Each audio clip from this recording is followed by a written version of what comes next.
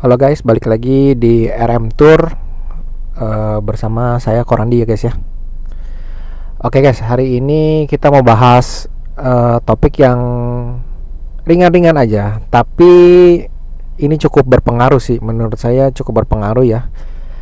Jadi topik hari ini saya mau bahas tentang mitos ya, mitos atau fakta ya yang berkembang saat apply visa Amerika ya. Ini cukup banyak yang nanyain hal-hal seperti ini ya. Ini sebenarnya ringan-ringan aja, tapi menurut saya sebenarnya nggak terlalu yang penting gimana ya. Cuma bagi orang maksudnya dianggap ini kayak penting gitu, padahal sebenarnya ini nggak gitu penting sih. Oke, pertama itu mitos yang berkembang, kok interview di Surabaya itu katanya dengar-dengar lebih banyak yang diterima ya dibanding interview di Jakarta. Atau kok dengar-dengar akhir-akhir ini interview di Jakarta susah ya kok lolosnya ya. Kayaknya katanya Surabaya lebih banyak ya gitu. Kalau yang nanya kayak gini, saya nanya balik, kamu tahu info ini dari mana gitu? Kamu tahu info ini dari mana gitu? Terus mereka bilang, oh ini dari influencer atau dari denger-denger sih kok, dari mana gitu ya. Saya bilang, maksudnya dalam apply visa Amerika ini, jangan kamu terlalu percaya sama hal-hal yang belum tentu kebenarannya. Itu pertama. Kedua, apakah influencer itu terpercaya? Itu kedua ya.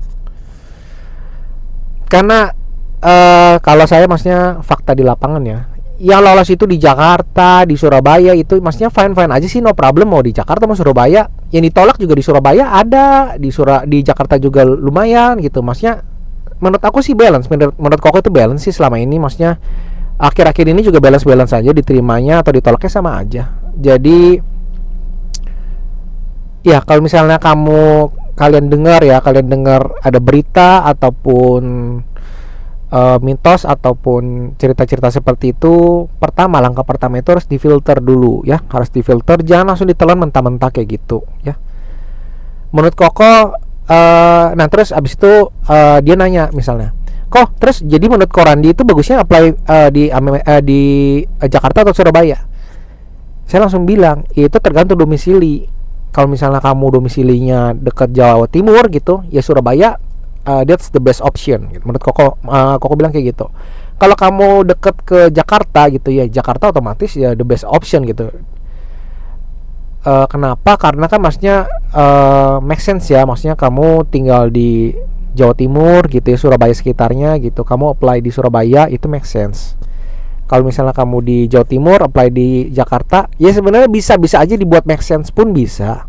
Cuma maksudnya lebih oke di Surabaya sih gitu. Cuma banyak sih menurut Koko maksudnya yang dari kawasan Jawa Timur gitu ya apply untuk maksudnya biar ketemu Koko langsung, maksudnya biar enak gitu briefingnya, ketemu langsung biar enak kok. Ya udah apply di Jakarta silakan. Oke.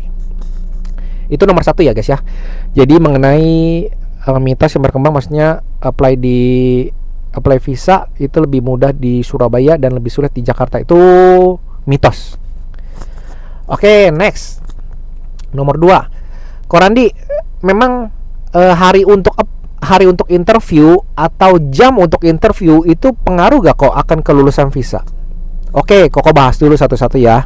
Jadi maksudnya kan pada saat kita jadwal keluar itu kan ada harinya ya, dan hari itu bisa di reschedule selama maksimal 2 kali ya. Itu baik yang bertanya maksudnya berpengaruh apa enggak sih kok, maksudnya untuk diterimanya lolosnya lebih besar atau enggak, atau hari Kamis atau Jumat lebih besar, atau Senin Selasa lebih besar kok kansnya gitu, atau jam berapa sih kok pastinya gitu. Oke. Pertama, mengenai hari itu mau hari apapun kalian apply itu no problem ya sama sekali guys ya. Mau hari Senin, Selasa, Kamis, Jumat ya. Saat ini embassy per tanggal ini Koko syuting ini, tag video ini akhir Juli 2024 ya. Itu hari Rabu nggak ada sih.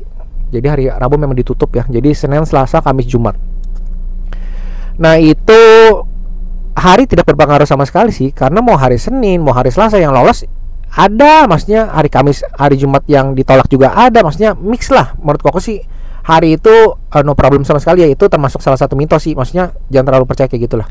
Nah, kalau mengenai jam, Koko agak sedikit setuju. Koko pasti selalu pilihkan jam paling pagi. Jam 8 ya, jam 8 paling pagi.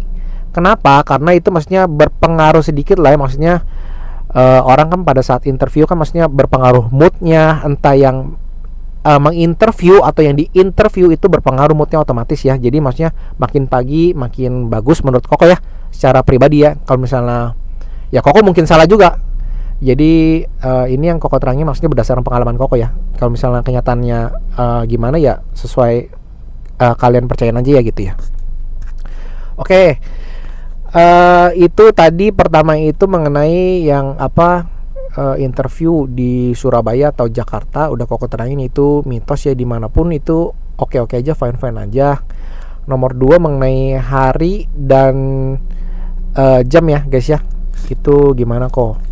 Nah nomor 3 itu mengenai biasanya itu kok ini saya statusnya sendiri perginya, atau misalnya dia udah berkeluarga tapi pergi sendiri ya, atau dia benar-benar single ya, di kakak cuma 1 orang nih kok gitu. Dengar kalau misalnya ini kakaknya cuma 1 itu susah ya kok.